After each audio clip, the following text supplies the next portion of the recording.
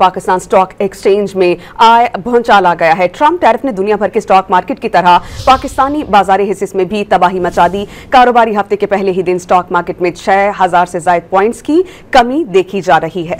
100 index की 5% कमी से 1,12,000 की नफसियाती हद से भी नीचे गिर गया है। तारीख की बदतरीन मंदी की लहर में सरमायाकारों के अरबों रुपए डूब गए, जिसके बाद स्टॉक मार्केट में हिस्सेस की ट्रेडिंग रोक दी गई है।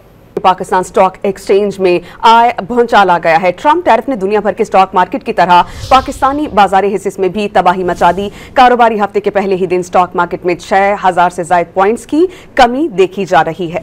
100 इंडेक्स की 5% कमी से 1,12,000 की नफसियाती हद से भी नीचे गिर गया है।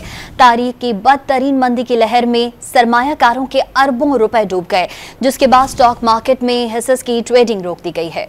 पाकिस्तान स्टॉक एक्सचेंज में आय भौचाल आ गया है। ट्रंप टैरिफ ने दुनिया भर के स्टॉक मार्केट की तरह पाकिस्तानी बाजार हिस्से में भी तबाही मचा दी। कारोबारी हफ्ते के पहले ही दिन स्टॉक मार्केट में 6000 से ज्यादा पॉइंट्स की कमी देखी जा रही है।